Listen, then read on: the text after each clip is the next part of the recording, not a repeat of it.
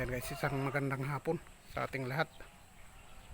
Ayan, for today's video, nakikita nyo yan. Yan ang pa-project sa atin. Dito sa harapan ng bahay lang yan. Balag ng ating mga tanim dyan. Ayan. Ito naman, itong banda rito ay nagawa ko pa nung nakaraan.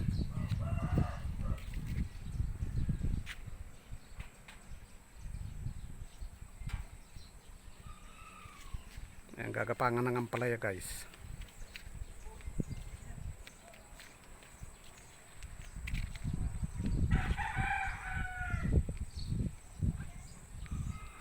Ayan.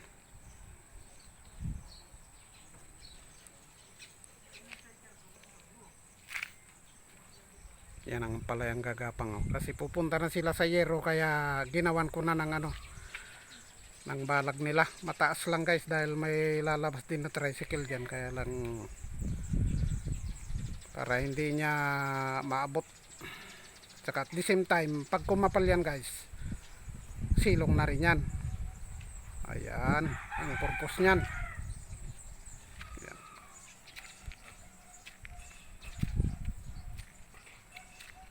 Ayan ang garden. Pinagtsatsaga ang diligan yan guys.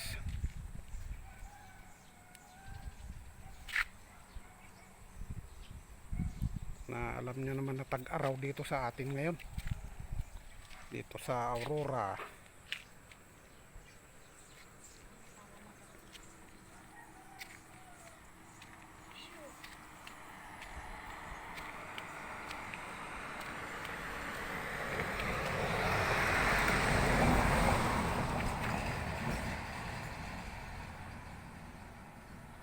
Ayan o, makita nyo, parang malabo rin eh, kasi medyo tinatamaan ng sikat ng araw kasi ang ating lente.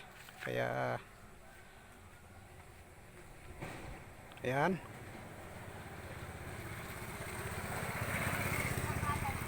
sana guys suportahan nyo itong ating garden.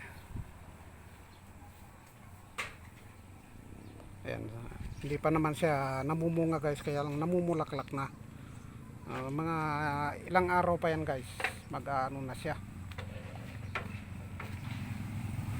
Hindi na rin tayo bibili ng ulam kung mabunga na yung ating mga tanim. Yan lang ang maganda dyan. Ayan.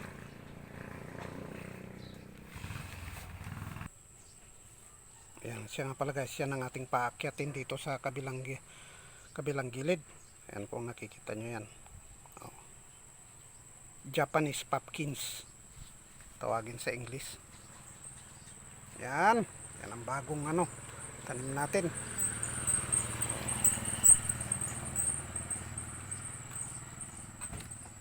At ito namang ating sitsaro na tanim ay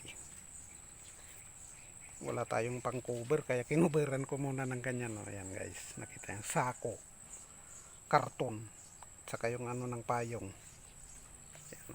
Sayang din yan, namumunga na sila. May mga bunga na guys. Nalalanta pagkatanghali ang tapat, gawa nung grabe ang sikat ng araw dito guys.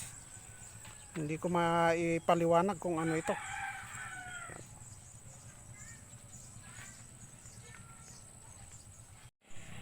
Ayan guys, nandito tayo, Manong Lakay, Asorte Vlog po. Magandang hapon. Ayan tayo guys, dito sa ating munting taniman, dito sa may bakuran, sa harap ng bahay. Ayan, ito yung ating project. Kung tawagin sa sinaunang mga nito noon, panahon pa ni Pangulong Ferdinand Marcos Sr. ay Green Revolution, yung paano ni Imelda noon. Ayan, na hanggang ngayon na hindi kumukupas, kaya tangkilikin pa rin natin guys.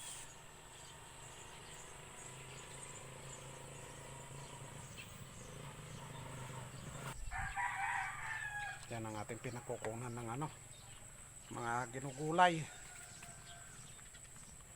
Yan, ampalaya, alokbati, tapos may pipino dyan guys.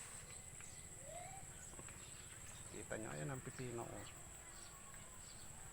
Yan, hanggang dito na lang itong ating maikling video. Yan. Sana suportahan ninyo, pa-subscribe, pa-support,